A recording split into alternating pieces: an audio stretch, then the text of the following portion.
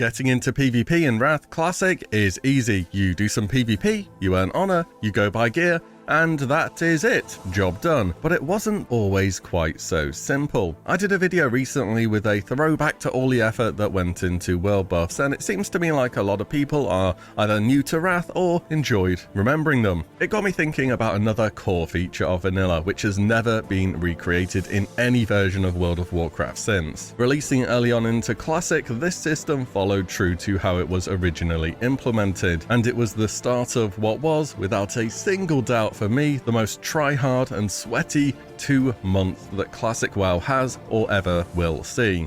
This, ladies and gentlemen, is the honor and ranking PvP system of Classic WoW. So first question, why rank? Why get into this? Why is it such a big deal? Well, the gear is really good. Ranks 7, 8 and 10 gave blue quality gear, which also had tier set bonuses tied to them that made them even better. Ranks 12 and 13 gave epic armor and 14 gave weapons. These items were best in slot for months, in some cases for the entire game. The gear was absolutely amazing for all specs and classes, and for vanilla was very well itemized as well. It was also a guaranteed source of loot. Remember, vanilla had 40-man raids and bosses dropped about 4 or so items. Being on that wait list for your bis could take a very long time, especially when you're one of your guild's 10 warriors, which isn't really an exaggeration either. And finally, perhaps the biggest reason overall why it was so sweaty is because it was winter 2019, peak COVID, and you were probably working from home. The term COVID ranker was often used. Remember, in Wrath, it's just PvP, you get honor, buy gear. That's quite literally it. It doesn't need to be explained any further than that. Back in Classic, it was a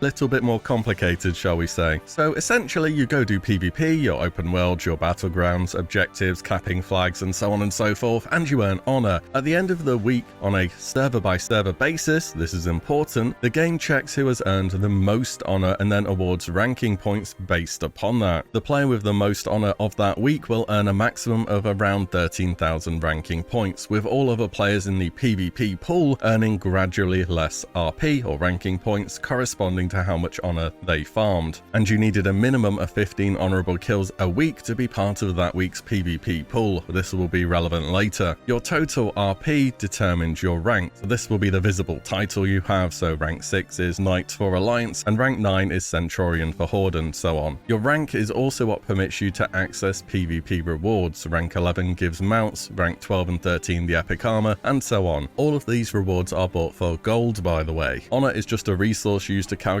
RP, not a currency. To achieve rank 14, the highest possible rank, you needed a total of 60k ranking points. And as you can earn around 13,000 per week maximum, it doesn't sound all too bad of a grind, right? Well, actually no, that would be quite wrong. You see, you lose 20% of your RP each week. This is called decay, and decay is the real kicker in this system, because as your rank goes up, your RP total does too, and you keep losing more and more each week. So once you start ranking with a goal rank in mind, you can't stop, or decay will wipe out potentially weeks worth of progression with this system. You can't have a week off ranking, you can't miss a day, you can't abandon the grind, or it will all have been for nothing. And yes, you can lose ranks through decay. In fact, in the final weeks from 13 to 14, your RP earnings will only be a little higher than the decay of your overall rank. And when I say 13,000 RP is the maximum earned, you have to be in the top 0.2% of the players for honor games that week to be around that level. It used to be 0.1% too, but believe it or not, we had the more lenient version of classic ranking. So being, for example, in the top 2% of honor gained for that week would not have been good enough to reach rank 14. Your decay would be too high and it would not be possible. You had to be right at the top, grinding for hours and hours every day. On top of that, each rank advancement, as you can see here, is 5k RP over the last one. This means if you miss out on some grind, you could very much end up at, for example, rank 13, 95% progress, meaning despite only being 5% off your goal, you had to go and grind honor for another over 12 hours a day for a whole week in order to beat decay. And when I say 12 hours a day, that's casual talk, and I'm being totally serious. The hours required to invest in ranking was absolutely obscene. It was more than a game, it was more than a job, it was living and breathing for several months on Discord with other people insane enough to do this. And the likes of Dishonorable Discord and real-life communication were totally key to ranking. Early on in Classic, you had to play ball to get ranks. If you didn't know the right people, you just weren't going to get a high rank. That was it. Remember, all this ranking stuff is server specific. The top honor earners will get the most RP, and the most RP gets you your rank the fastest. You see where this is going yet? So on each server, people began creating honor caps or began to talk about being capped for the week. Now, there was no cap to how much honor you could gain in each week, of course. You could farm as much as you wanted, but people, well, didn't want to PvP more than they had to, and the term PvP being used for ranking was, yeah, it was farming, pure and simple. PvP was the side event. It was all about the grind. More on that later. Now, you needed to set the honor cap high enough when no casual player could possibly have any effect on it, nor could anyone not part of the ranking group realistically have a chance to farm enough to disrupt it. This varied server to server. Early on during my time on Gehennas, which was without a doubt the sweatiest European server, the launch caps when Battlegrounds finally came out were in excess of 1.5 million honor gained in the space of a week. You got a couple thousand per Battleground, by the way. The second thing setting a cap to honor did was allowing people to bracket stack. As ranking point awards, remember, are done off a percentage of total players within the pool. You wanted as many people as possible to be as close together as possible to min-max your RP earnings. This system was good when everyone worked together and stuck to the amount of honor they were assigned to farm. Yes, people were assigned a number of honor to farm in a week, but what if somebody went a bit rogue towards the end of the week and began to PvP more and gained extra honor? That was a big no-no. We don't want to PvP, remember, we want to earn ranking points. Doing this was called bracket breaking and was one of the most potentially dramatic things you could do in a ranking environment. Accidental or otherwise, and you bet people did this on purpose, after PvPing for 16 to 18 hours a day for months, yes, it was months to get rank 14, a lot of people went over the edge a bit, shall we say. Anyways, by raising the honor cap, you could easily throw off the calculations for the week, as it was a matter of tenths of a percentage. It was very easy to do, especially at the top of the bracket. It literally gained you nothing as you were already among the top earners, whilst also more or less ensuring that everyone else at the top just got another week of 16-hour Battlegrounds added to their life. If there was ever a way to get back at someone though, this was it. So yeah, pretty simple system so far. Can't see why they ended up changing it to just go earn honor and buy gear. But wait, there's a lot more actually. This is where we need to talk about the PvP pool. This is the total number of players who have gained 15 or more honorable kills in a week. Now, of course, ranking point gains are done from a percentage of the total players in the PvP pool, and we know that players were trying to stack the bracket to min-max their gains here. In fact, on smaller servers, sometimes the PvP pool was not large enough to award the highest amount of RP gains, and you literally could not get rank 14 because decay was too high. Ideally though, you wanted the PvP pool to be as large as possible. More participants opened up new slots at the top end for people to earn more RP, and as far as I remember, adding around 330 extra characters to the PvP pool added an extra bracket 1 spot. So how do you convince 330-ish people to go and get 15 honorable kills?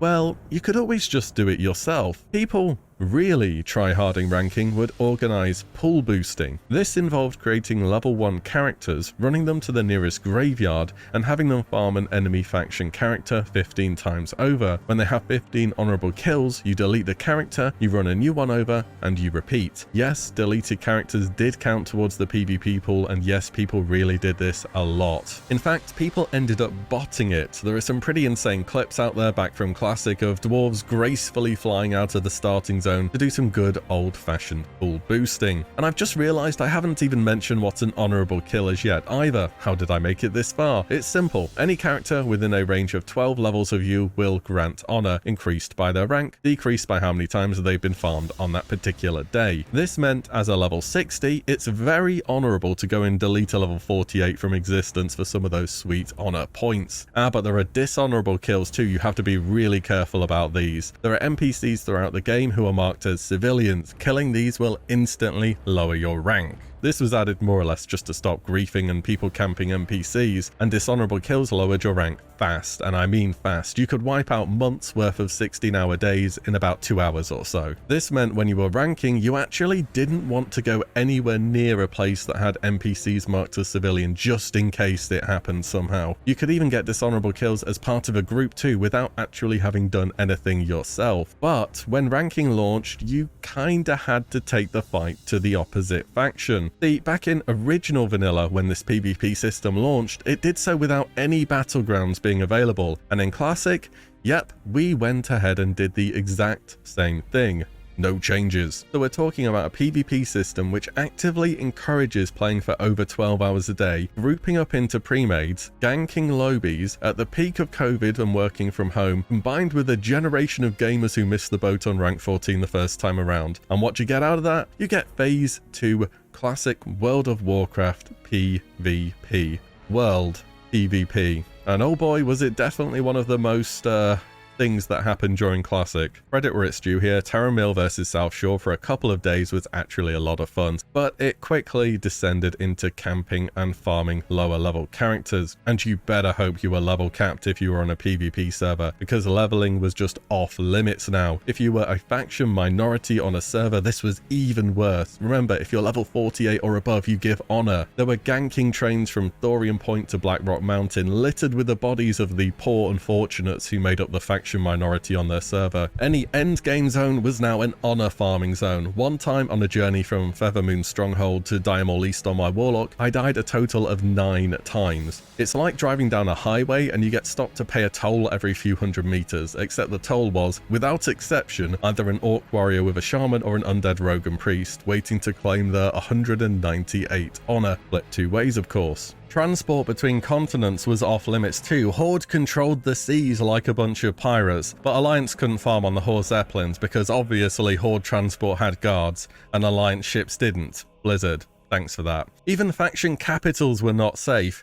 You had to farm harder and longer if you wanted to rank up. It wasn't a choice. Rogues would roam the streets of Ironforge looking to pick off those who strayed too far from the guards, and mages would res, palm pyro some poor unfortunate undergear lobby and then die themselves and run back. And they did this all day, every day, for weeks. Some servers saw their faction totally die off during this phase of the game as the ganking was so unrelenting. And so eventually, earlier than expected, Blizzard brought Battlegrounds back to Classic. The first two we had were Warsong Gulch and Alterac Valley. Now initially Warsong just wasn't played at all. Why? Bad honor per hour, of course. Keep your eyes on the goal, we're not here to have fun. Alterac Valley, or AV, however, presented the best honor per hour in the game, and you know how people played AV back in Classic?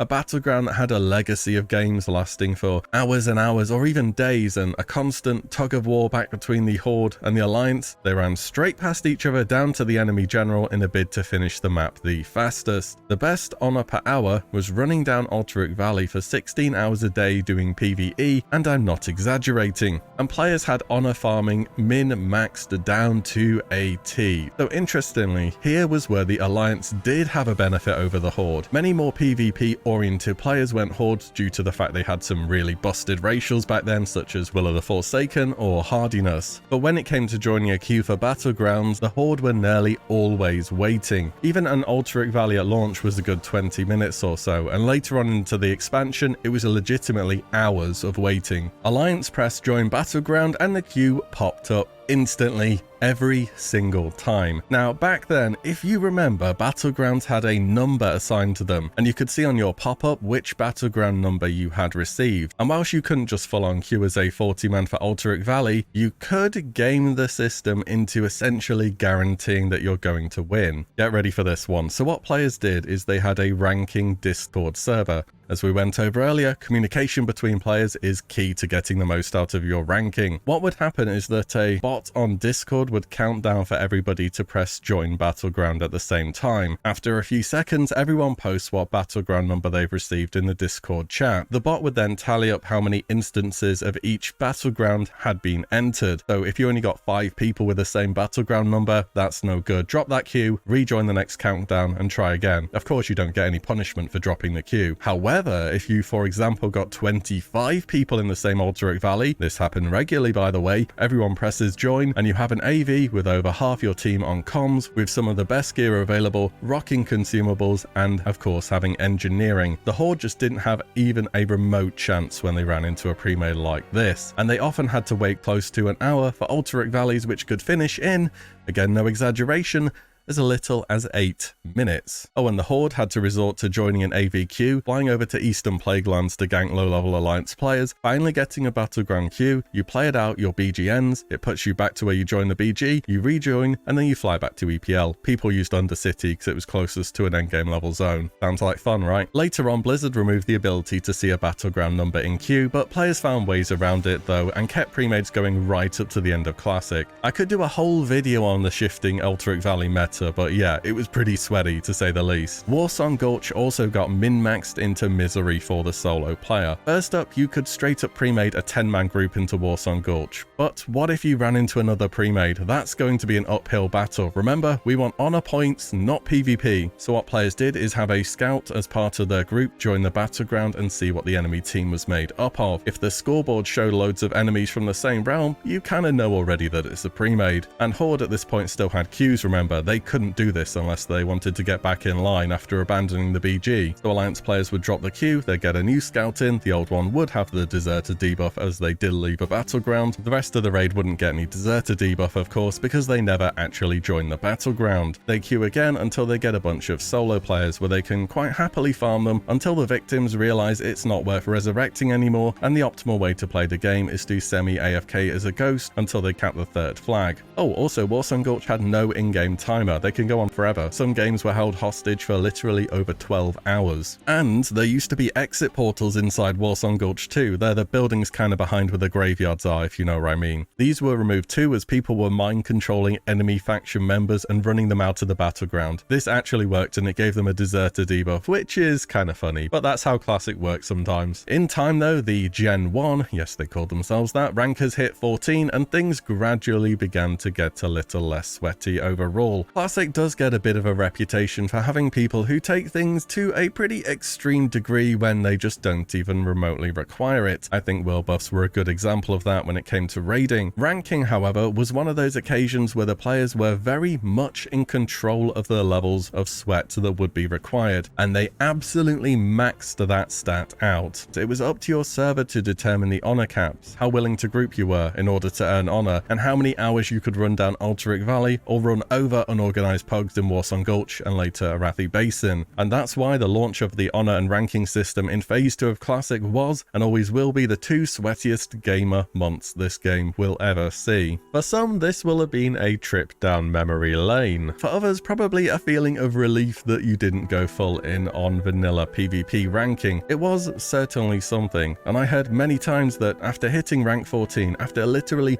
months of playing all day every day with the same people, it was a bit of a strange feeling that eventually it had come to an end. But what ranking was memorable, and it created stories. Vanilla, for all its flaws, has always been very good at doing this, and that's why to this day people look back to how WoW started fondly. That's the video. If you liked it, do drop a like, it helps me out. Let me know your experiences of ranking and how things played out on your server. As always, thank you all so much for watching and listening in, and I'll see you all in the next one very soon.